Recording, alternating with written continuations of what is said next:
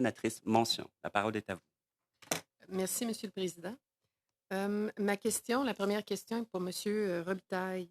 Et je voudrais parler du rôle du commissaire aux langues officielles auprès des entreprises privées de compétences fédérales, à savoir ce que vous pensez des mesures qui sont en place pour la défense de la diligence raisonnable.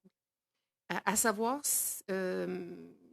pourriez-vous nous parler de la nécessité de mettre en place justement euh, des règles qui seraient encore plus explicites en cette matière pour un peu supporter les employés qui sont dans province au Québec, là, dans la province de Québec de compétences fédérales?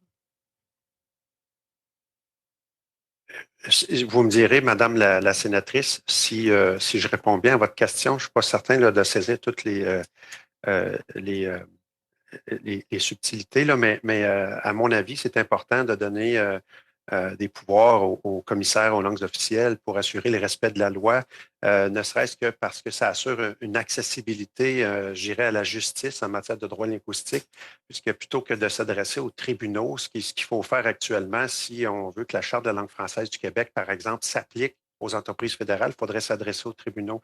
Donc, dans le contexte de la nouvelle loi fédérale qui est envisagée, de donner des pouvoirs aux commissaires, ça me semble favoriser l'accès à la justice pour les travailleurs. Puis le commissaire va pouvoir référer au Conseil canadien des relations industrielles les dossiers peut-être les plus complexes là, à la lumière de la loi. Euh, moi, je pense que les pouvoirs qui sont attribués présentement aux commissaires sont très bien, il me semble complets. Euh, mais je ne suis pas certain là, de comprendre toute l'étendue de votre question. OK, bien, je vais aller un petit peu plus loin en parlant justement de C13, où on parle de définir des mécanismes de collaboration entre le commissaire aux langues officielles et l'Office québécois de la langue française, ou entre le Conseil canadien des relations industrielles et l'Office québécois de la langue française. Donc, pourriez-vous me parler de la nécessité de mettre en place justement ces fameux mécanismes de collaboration-là? Ah, OK. Je comprends bien votre question, Madame la sénatrice. Donc, je pense que c'est essentiel dans une optique de fédéralisme coopératif. Bien sûr, lorsque le Parlement fédéral, puis les assemblées législatives provinciales ou les gouvernements fédéraux et les gouvernements provinciaux ont des compétences qui se chevauchent. C'est le cas, par exemple, en matière d'environnement, c'est le cas en matière de langue aussi, protection des droits linguistiques.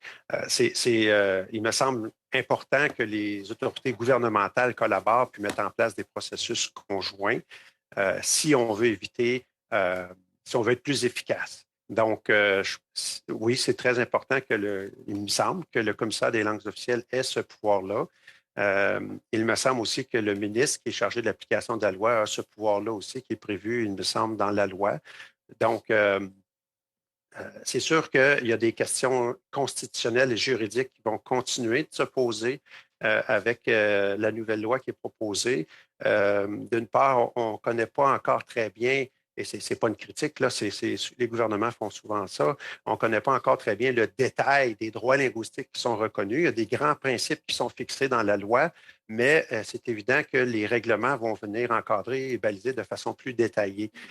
Donc, ça reste à voir. Est-ce que la loi fédérale va accorder aux employés, aux travailleurs des entreprises fédérales au Québec des droits qui sont de portée similaire ou équivalente à ce qui est prévu dans la Charte de la langue française? On ne le sait pas encore.